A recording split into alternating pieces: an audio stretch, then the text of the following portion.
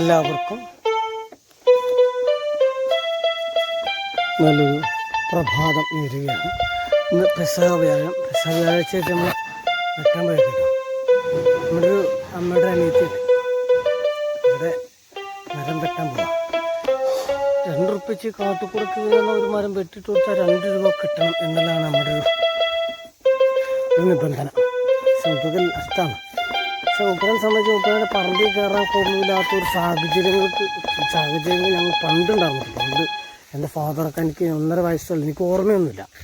അന്നത്തെ കാലത്ത് ഭയങ്കര ഭീകരനാണ് അയാൾ. നമുക്കൊരു മുട്ടായിൻ്റെ ഒരു ഉപകാരം ഇല്ലായിരുന്നു എന്നുള്ളതാണ്. നമുക്കറിയത്തില്ലല്ലോ 1.5 വയസ്സിലാണ് സംഭവിച്ചത്.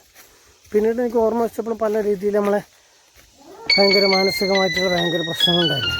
പക്ഷേ എൻ്റെ അമ്മ അങ്ങനെ പറഞ്ഞു തരാത്തത്, അമ്മയ്ക്കുണ്ടായ അനുഭവങ്ങൾ സഹോദരിമാരിൽ നിന്നുള്ള പ്രശ്നങ്ങൾ പറഞ്ഞ് പഠിപ്പിക്കാത്തതുകൊണ്ട് എനിക്കത്ര അതിനെക്കുറിച്ച് വലിയ ബോധവാനല്ല. കാരണം മറ്റുള്ള ആൾക്കാർ നമ്മളെ സ്നേഹിക്കുന്നവരാ പരിചയമുള്ളവരൊക്കെയാണ് പറയുന്നത് എൻ്റെ ഒരു അമ്മ അങ്ങനെ സാധാരണ അങ്ങനെ ചോദിച്ചത്. കാരണം എൻ്റെ അമ്മ പറഞ്ഞതിനകത്തോളം നമ്മൾ എന്തെങ്കിലും എന്നാലും ചില അനുഭവങ്ങൾ ഉണ്ടായപ്പോൾ അവിടെയൊക്കെ എനിക്ക് ദേഷ്യം ഉണ്ടാകും.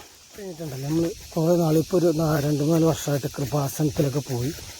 ഞാൻ ഇതേ ദിവസം അയാളോട് കച്ചറ ഉണ്ടാക്കി വെച്ചു. അയാൾ തീറിയൊക്കെ പോയി. കാരണം പണ്ട് പഞ്ചായത്തിൽ വെള്ളം കോരാൻ സമ്മതിക്കാതെ എൻ്റെ അമ്മേനൊക്കെ ഒരു 500 മീറ്റർ അപ്പുറം പോയി വെള്ളം കോരിച്ച ടീമൊക്കെയാണ്. പക്ഷെ അതൊക്കെ ഞാൻ അന്നൊക്കെ ഭയങ്കര കച്ചറൊക്കെ ഉണ്ട്. പിറ്റേ ദിവസം എൻ്റെ അമ്മ പെസകാപ്പം തിന്നാൻ വേണ്ടി അവർ വീട്ടിലേക്ക് ഓടിച്ചിട്ട് അങ്ങനെ ഒരു അമ്മയായിരുന്നു എൻ്റെ അമ്മ. എൻ്റെ അമ്മേനെക്കുറിച്ച് പറയുകയാണെങ്കിൽ ഇവിടെ ഓരോരുത്തരും അതിൻ്റെ ബാല കെട്ടാണ്ടാവില്ല എൻ്റെ വീടിൻ്റെ സമയത്ത്. പക്ഷെ പല അമ്മയുടെ പ്രായത്തിലുള്ള തെറ്റുകൾ അവരോടും ചെയ്തു കാണായിരിക്കും, നമുക്ക് അറിഞ്ഞൂടാ.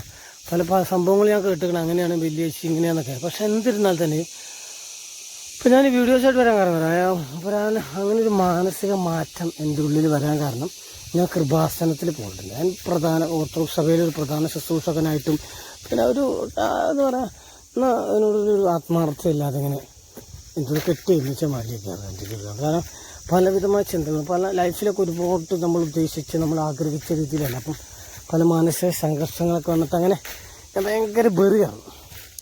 അങ്ങനെയൊക്കെ ഇരിക്കുമ്പോഴാണ് എൻ്റെ വൈഫ് ഇങ്ങനെ കൃപാസനത്തേക്ക് പോയി അവിടുത്തെ അത് യൂട്യൂബിൽ കണ്ട് അങ്ങനെ ഞാനും എൻ്റെ ഒരു ഹൈന്ദവ സുഹൃത്തുക്കളും കൂടി ഓട്ടോ സ്റ്റാൻഡിൽ 2 ഹൈന്ദവ സുഹൃത്തുക്കളും കൂടി ഞങ്ങളിങ്ങനെ കൃപാസനത്തിലേക്ക് പോയി. അവിടെ കുടമ്പടി എടുത്ത് വെറുതെ രസം, ഈ ശുശ്രൂഷകരെ പോലെ ഒരു രസത്തിന് അവിടെ പോയി ഉടമ്പടിയൊക്കെ എടുത്ത് വന്ന് അതിൻ്റെ എന്താ പറയുക ആ ചിട്ടകളൊക്കെ ഒരുമാതിരി പ്രവർത്തനമായിട്ട് കഴിഞ്ഞാൽ ഞങ്ങളുടെ സ്റ്റാൻഡിലുള്ള ആൾക്കാർ അങ്ങനെ കാണുന്നവരൊക്കെ 10 രൂപ കുറവാണെങ്കിൽ ഞാൻ ആദ്യമൊക്കെ ഭയങ്കര ചൂട് ചില്ലറ എന്തും ഞങ്ങൾ പൈസ ഇല്ലാതെ നിങ്ങൾ വണ്ടി കയറി ഇപ്പോൾ ചില്ലറ വേണ്ട അങ്ങോട്ട് കിട്ടുന്നതൊക്കെ ഞാൻ ചോദിച്ചത് അതെൻ്റെ ഒരു കൾച്ചറില്ലായ്മ അല്ലെങ്കിൽ എൻ്റെ ഒരു വിവരക്കേട് അല്ലെങ്കിൽ വിദ്യാഭ്യാസത്തിൻ്റെ ഒരു കുറവായിരിക്കും. അങ്ങനെയൊക്കെ സംസാരിച്ചു കൊണ്ടിരുന്ന ഞാൻ ഈ ഒരു ആലപ്പുഴ ജീവനോടെ പ്രത്യക്ഷപ്പെട്ട അമ്മയുടെ അടുത്ത് പോയി ഉടമ്പടിയൊക്കെ എടുത്ത് വന്നപ്പോൾ ഒരുപാട് മാറ്റം. എൻ്റെ വീട്ടിലേക്ക് ഭയങ്കര കച്ചറ തന്നെയാണ്. കാരണം ഈ വീഡിയോ എല്ലാം കൂടി പറയാൻ വേണ്ടി കേട്ടോ ഭയങ്കര കച്ചറ. ശുശ്രൂഷകത്തെ കുപ്പായ കൂടിയിട്ടുണ്ട്. അപ്പം തെറിയ പറഞ്ഞു ആട്ടിച്ചിക്കുന്നുണ്ട്. കാരണം നമ്മളെ ഒരു സംഘർഷകരമാണ് അതൊക്കെ.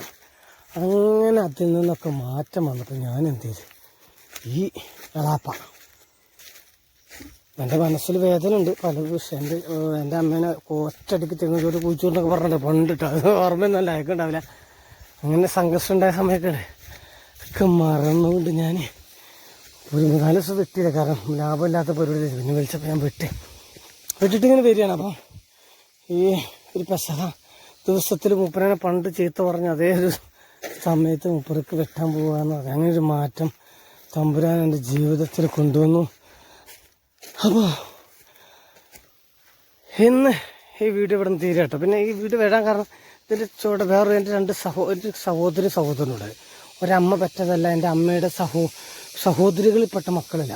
അങ്ങനെ സഹായിച്ചവരുണ്ട് കേട്ടോ. എന്നെ ഒരുപാട് ആൾക്കാർ സഹായിച്ചിട്ട്. പക്ഷേ അതൊന്നും വ്യത്യസ്തമായിട്ട് വർഷങ്ങൾ 10, 42 വയസ്സായി.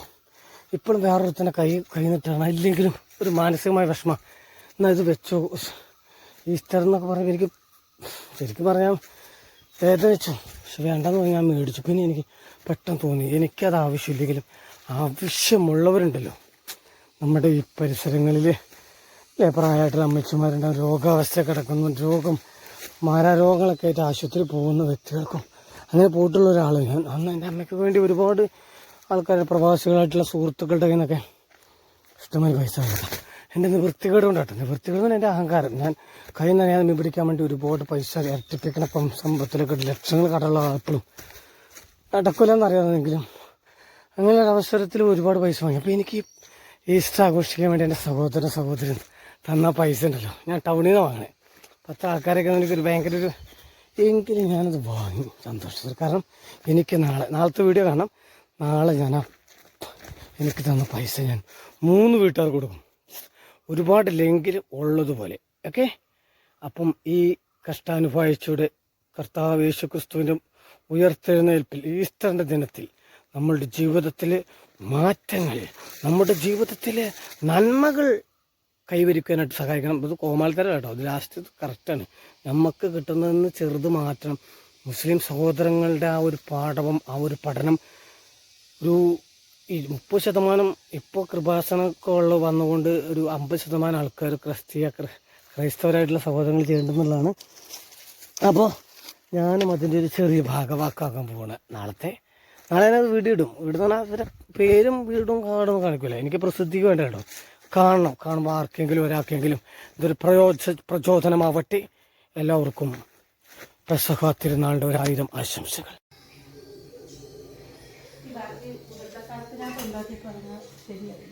അപ്പം മുറിച്ചൊക്കെ എല്ലാവരും കണ്ടിട്ടുണ്ടോ? ആ ഫോട്ടോയും ഉണ്ട് അല്ലേ?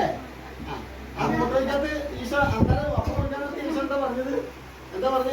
നിങ്ങൾ കൂടി വരുമ്പോഴൊക്കെ എന്റെ ഓർമ്മയ്ക്കായിട്ട് ഇപ്രകാരം ചെയ്യും, ഇതുപോലെ ചെയ്യണം. എങ്ങനെ അപ്പം കൂട്ടി എല്ലാവരും സന്തോഷമായിട്ട് പാലൊക്കെ കൂട്ടി കഴിക്കാം അല്ലേ? അപ്പൊ നമുക്ക് അതുകൊണ്ടാണ് നമ്മളിത് ചെയ്യുന്നത് കേട്ടോ. അപ്പൊ എല്ലാവരും ഒന്ന്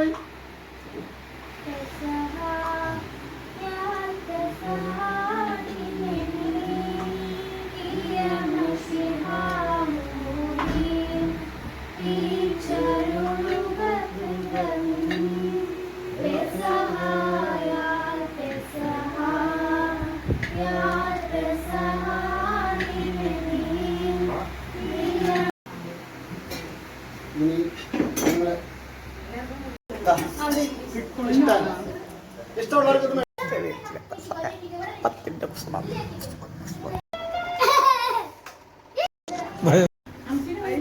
പിന്നെ ചാച്ചനാണ് ഞങ്ങളുടെ സംഭവം. പേച്ചാരുളുക കൃപ നിൻ പെസഹായ മോദി പേച്ചാരുളുക കൃപ നിൻ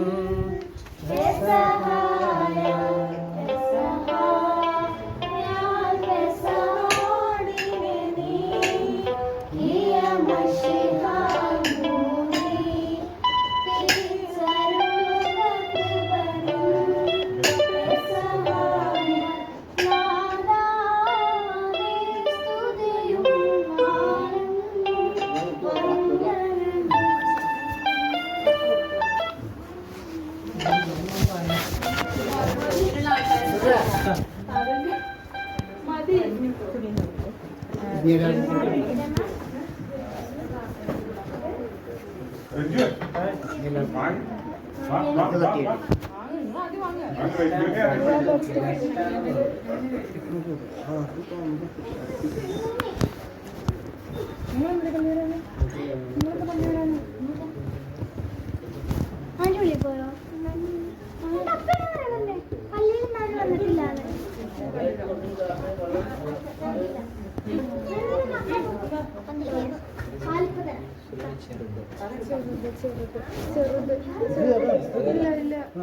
രണ്ടുപേർക്കും കൂടെ മതി.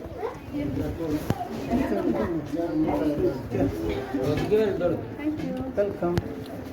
ഞാൻ അപ്പ വിളിച്ചാ മോളെ വെച്ച് പോലെ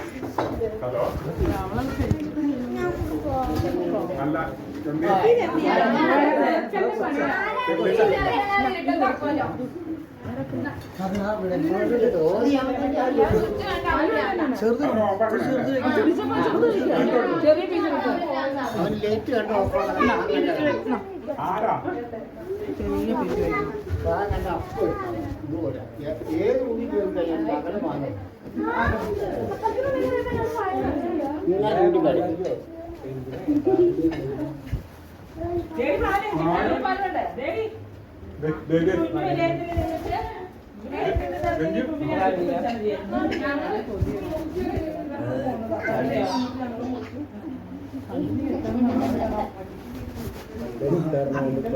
പണ്ടെടുത്തോണ്ട് വന്നതേ ഞാൻ കൊല്ലം മൈൻഡ് ചെയ്യുന്നില്ല.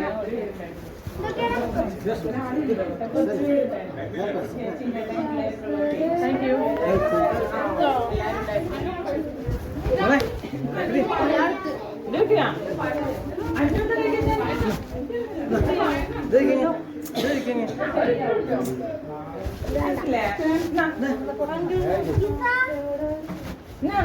അങ്ങോട്ട് കൊടുക്കും.